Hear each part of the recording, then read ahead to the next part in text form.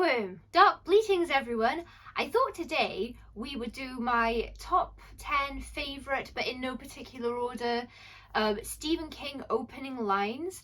And yes, I did go through every single Stephen King story in preparation for this to pick my 10 favourites, because I could off the top of my head remember 2 of them, but yes, I did have to refresh my memory, and that includes the short stories and everything. So this has so far been one of my most time-consuming videos, and I've only just started filming it. Okay, so I think in general Stephen King writes really good openings for his stories, and creates like really intriguing premises and jumping off points and everything. He's good with the hooks, but I don't think he's always fantastic with an opening line. And it just goes to show that that rule they teach you in creative writing, and especially when you're still in school, if you're doing like English lit, and they bang on and on and on about the importance of like the perfect opening line, it's just not true. You just need a really good opening paragraph, I think, or a good opening page.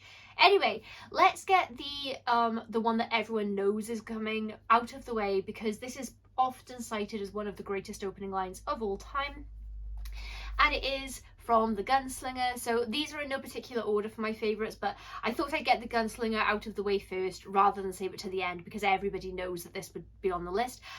I love this line so much, and it's so good and so memorable that I don't actually have to crack the cover to tell you that the opening line of The Gunslinger is, "The man in black fled across the desert and the gunslinger followed." It's just such a great opening line. It sets up several questions, a lot of intrigue right off the bat. So, you know, who's the gunslinger? Who's the man in black? Why is the man in black fleeing? What's he done? Or is the gunslinger up to no good? Why is the gunslinger chasing him? What desert? And it's just, I don't know, that is to me a perfect opening line. And yeah, everyone who reads King knows this one. Some people who don't read a lot of King know that one. Next, we have The Dark Half. This is from sort of the first half of his career. I think he said this was going to be a Bachman book originally, but then they published it as Stephen King. But this story is great. This is about the a writer with a sort of an alter ego, like a pseudonym, and he tries to kill off the pseudonym, which is really funny because I think that this was like Stephen King's kind of ode to his Richard Bachman alter ego, and, you know, finishing Richard Bachman's run. So the opening line, without further waffling from me, is, "People's lives, their real lives, as opposed to their simple physical existences, begin at different times." And I just really love that line because it's thought-provoking. I'd never thought about, you know, when your real life starts before, and I guess that's true. And honestly, I find that a significant line, and the older I get, the more I love it, because I honestly think that life kind of really started for me at the age of 30. So oh yeah, let that just be an encouraging sort of thing for anyone in your 20s, your late 20s. If you're approaching 30 and you feel like you're hurtling into old age and you start panicking, as I was in my late 20s, honestly, my 30 to 40 age bracket has been the best decade of my life so far, by far as well. My 20s were just a terrible mess, and I thought I was having fun in my 20s, but when I look back, it's just a horror show. God, I cringe at my 20-something-year-old self, honestly.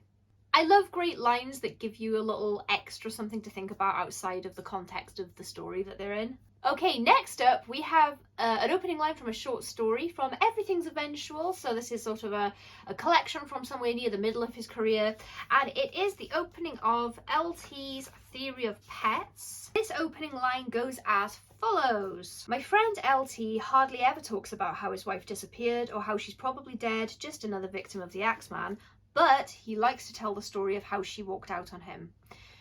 Okay, so I'm gonna be completely honest with you, full disclosure here, I do not remember what this story is about at all. I do remember that I loved it, but I do usually remember the actual story if it's a story I loved, but it's been quite a while since I read this collection, and I have read hundreds of short stories in recent months, so I'm not surprised that it's kind of like slipped through my memory banks. However, when I reread that opening line when I was preparing for this video, it did make me want to read the story again, and I'm keeping this book out and doing that right after the video, so I will know, you know, the rest of that. But I just thought that was such an interesting opening line, and I thought it really painted a picture of the character in question, because, you know, what kind of person prioritizes talking about how their wife left him over the fact that she's missing and probably dead? It just, like, it was just such a, it's just one line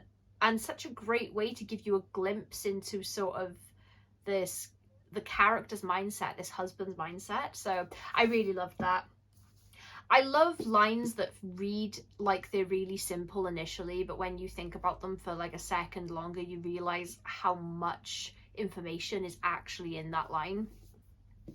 Alrighty, next up, The Girl Who Loved Tom Gordon. This is one of the first Stephen King books I ever read, and I still remember my reading experience. I remember sitting in my room, and there's a scene where she's been hungry and she's rationing her food, and I remember the way that this hard-boiled egg was described that she was eating just made me absolutely desperate for a hard-boiled egg, and I went downstairs at like 2 o'clock in the morning because it just seemed so delicious. So the opening line of The Girl Who Loved Tom Gordon is, "The world had teeth and it could bite you with them anytime it wanted." And that line, so I read this book as a teenager, and that line was one of the first hints to me, and I've always remembered, this is the other line besides the gunslinger that I've always remembered. This line sort of was one of the first indications to me that the outside world of outside of your childhood and adolescence is potentially horrible. And I know that that's a weird reason to like it, but I think when you're a kid, the adults around you, if you're lucky, tend to shield you from reality quite a bit. So, which, you know, is very well intentioned, but then when you get into the adult world, it's quite horrible, horribly shocking sometimes. I remember crying. This is like so, you know, a first world problem, by the way, but I remember crying the first time I moved out and I got the first council tax bill, and I just couldn't believe, I didn't know that council tax existed, and I couldn't believe how much money it was on top of rent that I was already paying, because I was like, well, is that not covered? And then immediately after getting the water bill and just being absolutely flabbergasted because I didn't understand that, you know, there are filtration systems and reservoirs and, you know, sewerage systems, and your water bill pays for a lot more than just like water. It's maintenance and everything. And all I could think was, why is it costing me so much more to live in a house I'm already paying to live in? And why is stuff that falls out of the sky so expensive? And I realized I reread this book around that time when I first moved out, and I just remember that line. I was like, wow, I'm already crying about being an adult. I dread to think what's to come. Oh, if only I'd known. Okay, we have another short story opener from Nightmares and Dreamscapes next, and the story is The End of the Whole Mess. Let's find it. I want to tell you about the end of war, the degeneration of mankind, and the death of the Messiah, an epic story, deserving thousands of pages and a whole shelf of volumes, but you, if there are any you later on to read this, will have to settle for the freeze-dried version. It was the little bracketed section for me, if there are any you later on to read this. I just thought, oh my god, the apocalypse! Another short story opener from Night Shift, it's Night Surf. If you have watched my ranking Stephen King video, which I will link in the description if you haven't but you're interested, you might notice that most of these opening lines that I love, my favourite openers, don't actually come from my favourite Stephen King books. There's just so much to love about Stephen King, and I really love that my favourite opening lines aren't also from my favourite, you know, stories all round, because why can't I find this story? Oh, page 98. After the guy was dead and the smell of his burning flesh was off the air, we all went back down to the beach. Peppy. Anyway, let's move on. Now, this is one of my favourite stories, as you will know if you've seen my ranking. So, Stephen King's It, total masterpiece, and, you know, one of his first few released novels as well. This is ridiculously... no one has any right to be this good this early on in their career, but hey-ho, Stephen King for you. And the first chapter opens with: the terror, which would not end for another 28 years, if it ever did end, began, so far as I know or can tell, with a boat made from a sheet of newspaper floating down a gutter swollen with rain. What's the terror? I asked. What's the terror? And why wouldn't it end for another 28 years? I know, because I've read it a couple times. Yeah, just what a great horror story opener that is. It gives you quite a lot of information, more information than it initially seems on the surface, and yes, very intriguing in my humble opinion. Next up, one of my favourite openers, and again this is from an apocalyptic story. It's the opener of Cell. Now, I know that this book isn't particularly popular.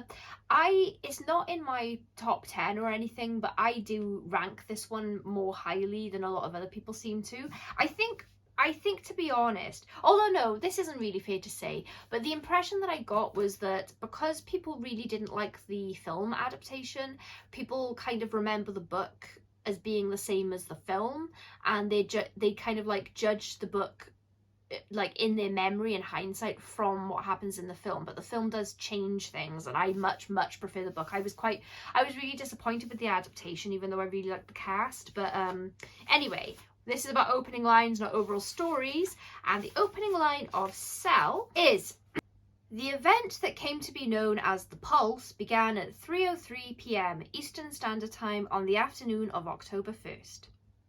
Now, I realise that probably doesn't sound very thrilling to a lot of people, but I really love books that begin by telling you that there was some sort of event, because, you know, I want to know what the event was. And I guess that's really all there is to that one for me. I just remember reading this and just being excited by that opening line, and I was excited again when I reread it, even though I know where the story goes now. So funny, these things, aren't they? I think one of my favourite things about being a Stephen King fan, and I've said this before, is because he has such a huge body of work and much more range than he's given credit for, not just in his horror and his subgenre and how he plays with his writing style and everything, but you know, he branches out into other subgenres or drags other genres into his books quite often. So he has a lot to offer, like a general reader, and I never really know where to recommend that people start with King, because it really depends on, you know, what you like to read typically. But I feel like he's kind of got like a mode for every reader. It's so fun to talk to fellow Stephen King fans, because we all have favourite books like that are completely different to each other from his catalogue, and we've all got different least favourite books. I found that's the like, his most popular works tend to be kind of universal, like a lot of people have the same or a similar sort of top 5 and top 10, but his least favourite works, those are always really fun to talk about with people. And I'm sure that this opening line thing, it will vary quite a lot from reader to reader as well. So the last but one is from End of Watch, and this was my least favourite in the Mr. Mercedes trilogy. I think I liked you know, the second one first, then Mr. Mercedes, and then this one, but I think that it's a really good trilogy. And I don't normally like anything to do with crime at all, but this, I don't know, these books feel special to me. I feel like they did something really different. Although that's easy for me to say because I don't often read crime, so I don't know, he could have just copied what people normally do in crime, but I just doubt it somehow. Anyway, this is a short one, and the line is, "It's always darkest before the dawn," which I like because that's layered. You know, you can take that literally, or you know, it works as a metaphor or an analogy even, and you know, it's a little bit artier than his usual opening, and it just I don't know, it filled me with images of you know, darkness with that little ray of hope there with the sunshine. And oh, I'm going to stop before I start sounding pretentious, but I just really like that little line. And finally, we have a novella from Full Dark No Stars, and it's called A Good Marriage. And oh my gosh, I have always loved this story. I was so enthralled when I read it. It's so captivating. It's about a woman who I won't spoil anything for you if you haven't read it, because it's so great to like discover things along with her. But she discovers something about her husband while he's out on business, and the book begins with this opening line. The one thing nobody asked in casual conversation, Darcy thought in the days after she found what she found in the garage, was this: how's your marriage? And I don't know if this would be one of my favourite opening lines if I was reading the story for the first time and I didn't know what was coming.